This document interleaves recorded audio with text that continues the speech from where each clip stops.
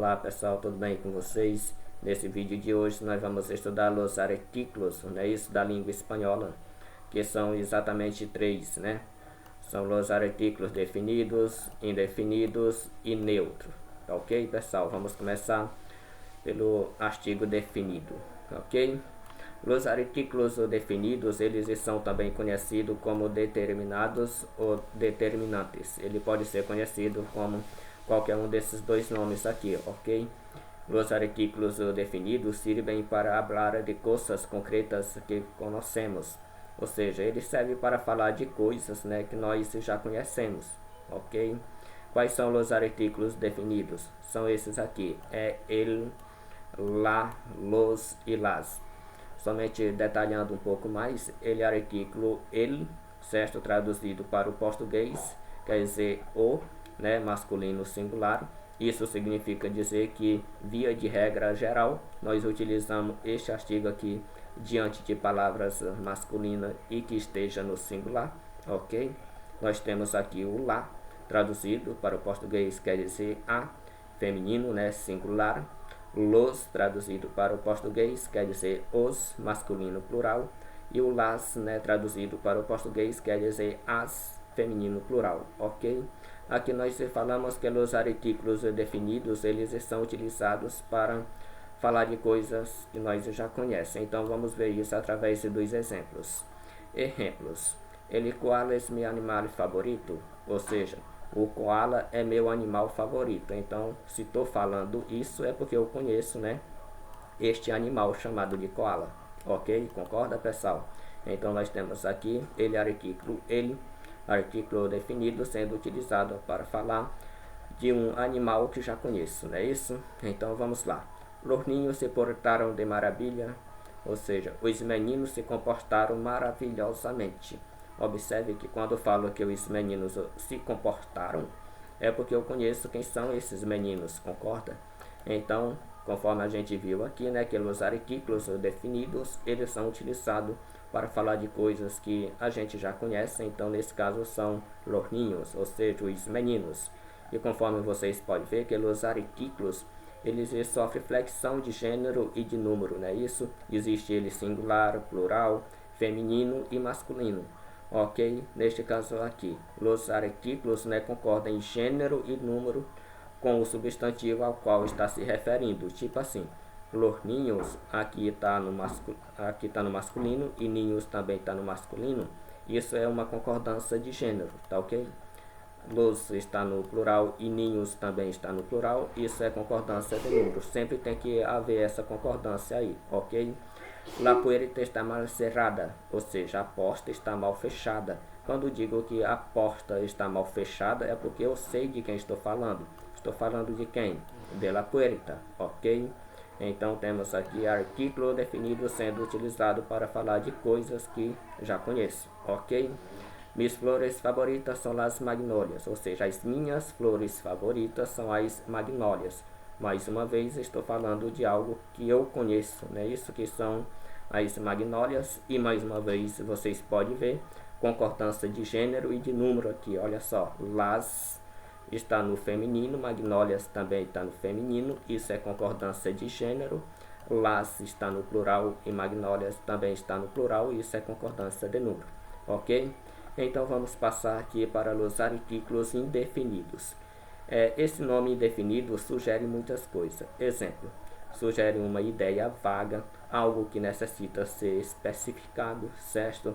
Então, os artículos indefinidos podem ser conhecidos como indeterminados ou indeterminantes. Pode ser conhecido como qualquer um desses dois nomes aí, ok?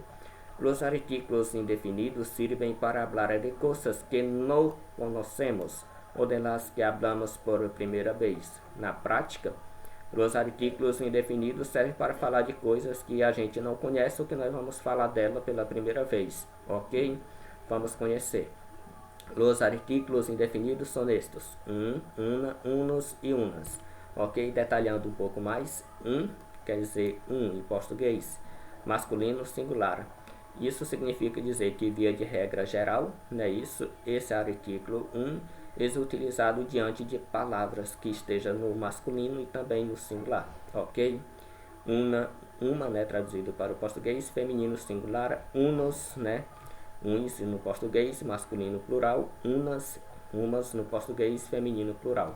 Então, beleza, a gente viu aqui que os artículos indefinidos, eles servem justamente para falar de coisas que a gente não conhece, né, isso trazendo consigo uma ideia vaga, algo não especificado. Então, vamos ver isso nos exemplos aqui. Exemplos: o mosquito não me deixou dormir à noite, ou seja, o mosquito não me deixou dormir à noite. Quando eu falo que um mosquito não me deixou dormir à noite, eu não estou especificando qual foi este mosquito, né? Isso, existe vários tipos de mosquito, mas aqui não está especificado, ou seja, estou falando de algo que não conheço, né? Um mosquito qualquer.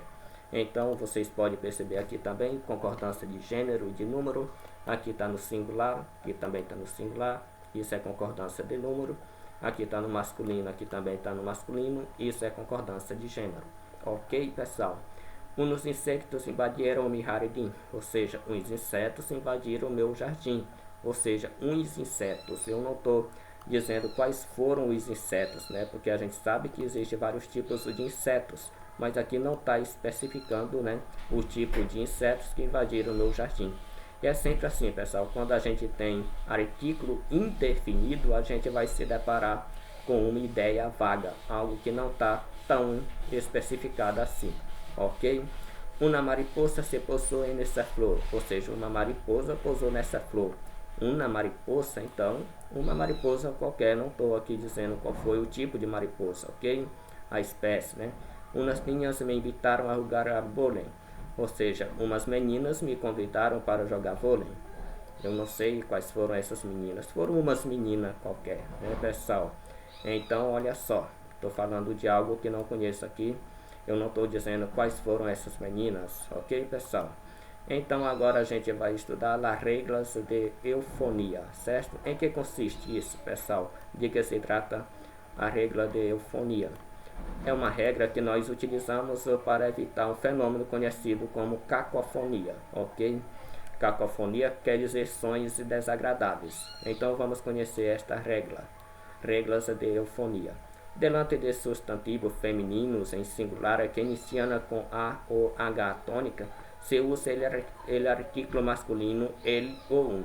Então, na prática, pessoal, a gente aplica esta regra quando a gente tem uma palavra que esteja no feminino, no singular ou que comece com A, HA, né? Neste caso, nós vamos utilizar a regra de eufonia, certo? Isso significa dizer que quando nós temos alguma palavra que preencha essas três condições aqui, nós não devemos utilizar lá diante dessa palavra, nós devemos utilizar ele, então um, ok, pessoal? Então, o caso da palavra água aqui, olha só, a palavra água é uma palavra feminina, é uma palavra que está no singular e que começa com A tônico. Então, preenche essas condições, eu não posso dizer lá água. Nesse caso, eu tenho que dizer el água ou então um água, ok? Neste caso, é el água, que em português quer dizer a água, ok? Está correto, é desse jeito mesmo. A palavra habla, certo? Preenche essas três condições aqui, olha só.